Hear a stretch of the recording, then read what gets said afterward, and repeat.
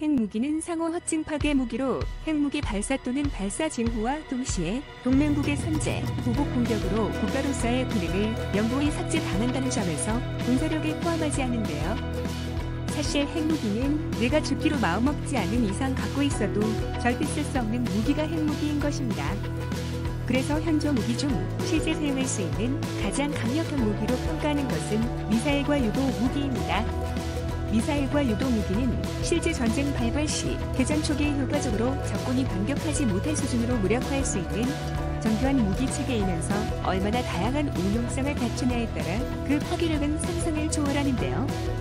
그래서 군사력 평가 지표 중 가장 큰 비중을 차지하는 것이 미사일과 유도 무기 체계를 얼마나 전력화에 두고 있는가를 평가해 실제 전쟁 수행 능력으로 산출합니다. 세계 많은 군사 전문가들은 이와 관련해 한국의 미사일 전력은 현대전에서의 단순 비교는 무의미하다 평가할 만큼 대한민국은 이미 세계 최고 수준의 미사일을 보유한 군사 강국이라고 말합니다. 실제 우리나라는 사거리 1500km의 현모 3C 순항 미사일을 이미 실전 배치한 것을 시작으로 올해부터는 사거리 3000km의 현모 3D 순항 미사일도 실전 배치가 시작될 예정입니다. 서울에서 북한 전력은 물론 일본과 중국의 연합까지 모두 타격할 수 있는 강력한 미사일을 보유하고 있다는 것이죠. 유튜브 채널 가장 많이 본 뉴스, 좋아요와 구독은 영상 제작에 매우 큰 힘이 됩니다.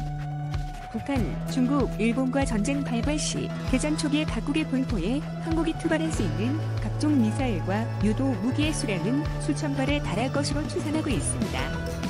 쉽게 말해 한반도 주변국은 자신들의 본토는 이미 한국의 미사일과 유도 무기만으로도 쑥대밭이 될 것이란 이야기입니다. 현재 세계 군사 전문지들은 한국의 미사일 전력을 극단적 전력 또는 비스트 모드로 표현합니다. 한국의 미사일과 유도 무기의 종류나 배치 수량은 국지전이나 특수한 작전 목적이 아니라 세계에서의 나를 찾기 힘들 정도의 전면전을 상정한 전략이기 때문인데요. 미사일과 유도 무기가 실전에서의 효용성이 얼마나 강한 무기 체계인지를 잘 알려주는 예시는 미국의 사례에서 찾을 수 있습니다.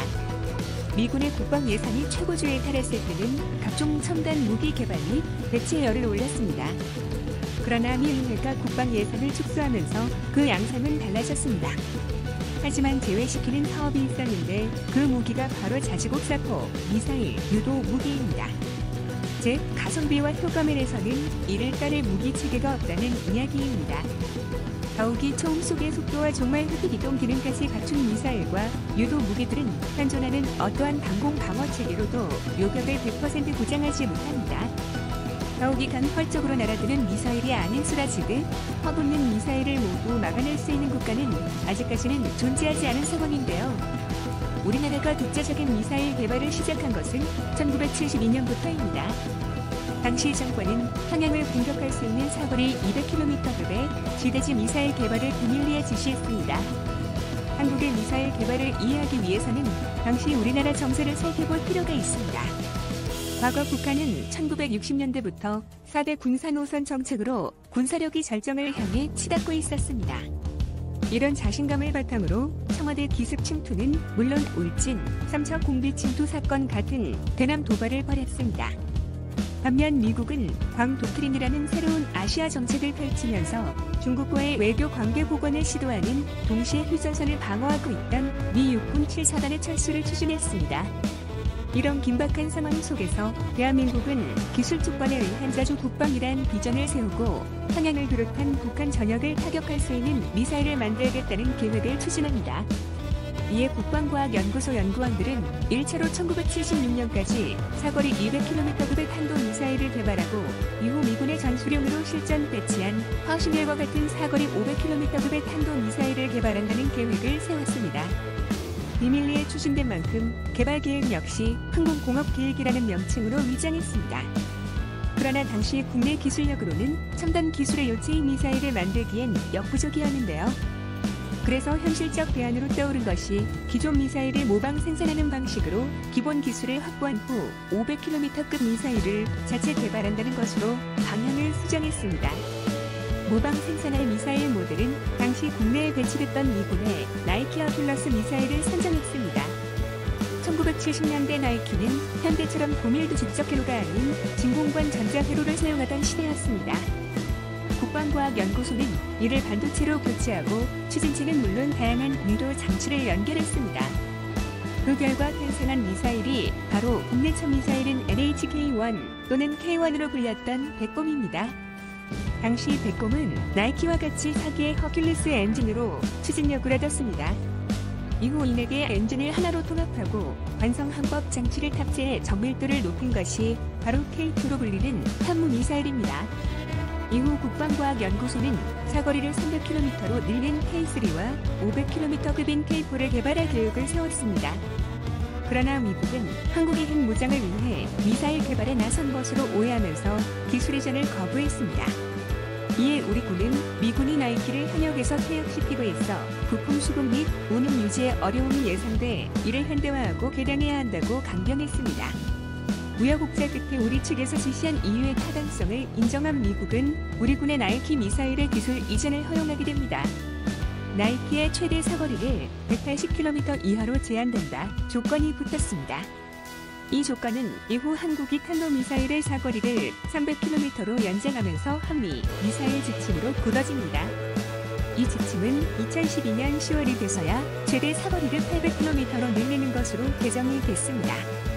미사일 지침이 적용된 후부터 미사일 개발 계획은 활력을 받았는데요. 미국은 먼저 한국 연구원들을 레드스톤 미 육군 미사일 연구소로 데려가 연수를 시켰는데 이곳에서 기본적인 연구 개발에 필요한 자료를 습득할 수 있었습니다. 돈 좋게 폐업을 앞둔 LPC 고체 추진제 제조 공장 설비도 인수할 수 있었습니다. 이 밖에도 미사일에 들어가는 주요 전자 부품과 소량 생산되는 일부 추진제 원료는 미국에서 실패해서 사용할 수 있었습니다. 한국은 미국뿐 아니라 다른 국가들에게도 기술을 요청했습니다. 그 결과 프랑스로부터 추진제 관련 기술을 획득했으며 미국이 판매를 거부했던 관성통법 장치 관련 기술은 영국에서 도입할 수 있었습니다. 이런 과정을 거쳐 국방과학연구소는 1978년 9월에서야 우리나라 최초의 미사일인 백곰을 탄생시킬 수 있었던 것입니다. 그러나 나이키는 1950년대에 개발된 미사일이었습니다. 그래서 대폭적인 성능 개량이 필요했는데요. 사거리 연장을 위해 복합 추진제를 사용했으며 진공관 회로 대신 반도체를 사용한 것이 그것입니다. 또 아날로그 시스템은 유도, 신호 처리도 컴퓨터화했으며 기체도 완전히 재설계했습니다. 이를 위해 금성정밀에서 본체를 만들고 한화에서는 탄두를 삼성항공에서 추진 기반을 개발했습니다. 이와 함께 대우중공업에서 발사대를 개발했으며 대우전자와 금성사에서 수적과 탐지 장치 개발에 참여했습니다. 이렇게 탄생한 백곰은 초기 생산 물량을 시험 운영 포대에 배치했습니다. 하지만 곧바로 일어난 11.6 사태와 12.12 사태로 인해 양산되지 못했습니다. 게다가 정권을 잡은 신군부는 미국과의 관계 개선을 위해 국제적인 탄도탄 개발 계획을 포기하겠다고 약속했는데요. 당시 전두환 전 대통령은 나이키의 페인트를 칠한 것을 국산 미사일이라고 사기에 쳤다며 백곰을 폄하했습니다. 이 사건으로 개발에 참여했던 국방과학연구소 연구원 1000여 명 이상이 해고됐으며 미사일 개발 조직을 아예 해산시켜버렸습니다. 어렵사리 확보한 미사일 개발 능력이 한순간에 사라진 허탈한 순간이었습니다. 그러나 1983년 미얀마에서 아웅산 테러 사건이 터지면서 안보 위기의식을 느낀 전두환 전 대통령이 미사일 개발 지시를 내리게 되는데요.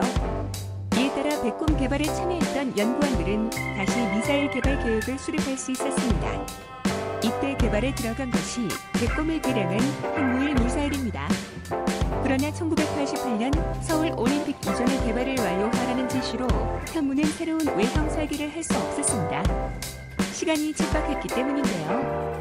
결국 나이키 외형을 그대로 사용하게 됐지만 이 와중에도 추진 유도 방식은 완전히 바꾸었습니다. 허큘리스 엔진을 하나로 통합해 대형 1단 로켓을 채택한 것인데요. 이렇게 개발된 향무의 탄도는 500kg급이었습니다. 표적에 따라서 단일 고폭탄이나 클러스터 탄을 바꿀 수 있어 다목적으로 사용할 수 있었는데 과거 개발을 완료하고도 양산하지 못했던 백곰과 달리 항모 미사일은 200여 개 이상 생산돼 운용됐습니다. 항모 미사일은 나이키를 운용하던 강화 침지에 최초로 배치됐으며 상당수는 차량용 발사대에 장착됐습니다. 백곰과 핵무가 나이키 미사일에 뿌리를 두고 있다면 한무이는 완전히 새로운 정밀 파격용 미사일로 개발됐습니다. 1990년대 중반 러시아에서 획득한 SS-21 지대지 미사일의 기술 정보가 한무이 설계에 상당한 영향을 준 것인데요. 정부는 북한의 은하 3호 발사에 대응해 2012년 4월 19일 한무이 발사 시험 동영상을 전격 공개했습니다. 이를 통해 현무의 크기와 외형이 처음 세상에 공개됐습니다. 길이 6m, 직경 80cm, 사거리 300km, 발사 중량 3톤 내외, 공산 오차 100m. 이후 유도 장치를 개량해 공산 오차를 30m급으로 낮췄습니다.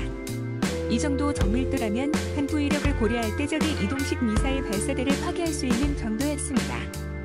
게다가 한무이는 트럭으로 견인되는 컨테이너 박스형 발사대에서 장착돼 운영이 되었습니다. 적의 기지에 신속하게 발사해 파괴하고 자신은 재발은 폐기가 가능해진 것입니다. 이렇게 개발된 현무이는 블록A라는 이름으로 강화 줌지에 배치해 초기 현무를 대체했습니다. 현무이 블록A를 더욱 강화한 블록B는 2011년부터 양산을 시작했습니다. 초기 시제품은 2009년부터 운용 포대에 배치된 것으로 알려져 있습니다. 현무이는 개발 초기부터 사거리가 500km급이 될 것으로 추측되는데요. 또한 현무이 블록B의 배치로 한국군은 개마고1을 비롯한 북한 내륙 깊숙한 곳까지 정밀 가급 전력에 닿게 됐습니다. 이는 북한이 핵탄두를 장착한 노동 미사일을 쏘기 위해 연료를 주입할 때 이들을 파괴할 수 있다는 것을 의미합니다. 이동 중인 발사대를 명중시키기는 어렵겠지만 위치가 확인된 발사시라면 10분 후 파격이 가능한 능력을 보유하게 된 것입니다. 그러나 현무이 블록B 역시 한계가 있었는데요. 블록A의 탄두 중량이 500kg인 것을 300kg으로 줄여 사거리를 연장시키면서 폭발력은 감소했기 때문입니다. 또 북한이 함경도 북부로 미사일 진주를 이동할 경우 대응 방법이 없었습니다. 그래서 한국 정부는 미국과 협의해 사거리를 800km로 늘리는 데 합의하게 됩니다. 이때부터 북한 전 지역은 물론 동북아시아 일대가 현무이의 사정권 안에 들어오게 된 것입니다. 1990년대 이후부터는 다양한 미사일이 동시다발적으로 개발되기 시작했는데요. 그런데 한국 미사일의 전환점이 발생하면서 한국의 미사일 전력은 급상승하게 됩니다. 그 이유는 바로 2010년 연평도 포격 사건이 발생하면서 범죄 사업이 시작됐기 때문입니다. 2012년 4월 국방과학연구소는 현무3C 실물을 공개했습니다. 국방과학연구소가 2010년 현무3C 개발에 성공하면서 한국은 미국, 러시아, 이스라엘에 이어 사거리 1,500km의 순항 미사일을 보유한 네 번째 국가가 됐습니다. 현재 개발 중인 사거리 3,000km의 현무3D는 순항 미사일로서 정확도가 매우 높은 미사일로 알려져 있는데요.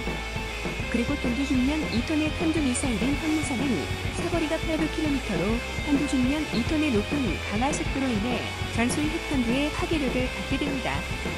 현재 지구간 바퀴 거리를 날아 타격할 수 있는 사거리 8,000마일, 52,874km의 미사일을 보유한 나라는 러시아, 미국, 중국, 영국, 프랑스 등 5개국에 불과합니다. 그 뒤를 이스라엘, 인도, 사우디아라비아, 이란, 파키스탄, 한국, 대만 등이 추격하는 양상입니다. 하지만 한국은 미사일 개발에 많은 어려움이 있습니다. 세계 34개국이 서명한 미사일 기술 통제체제 MTC와 한미 미사일 지침에 의해 사거리가 묶여있어서 대륙간 탄도미사일급의 미사일은 만들지 못합니다. 하지만 위성로켓 발사체와 재진입 기술이 갖춰진 현재로서는 이미 대륙간 탄도미사일의 핵심 기술은 모두 가지고 있는 셈인데요.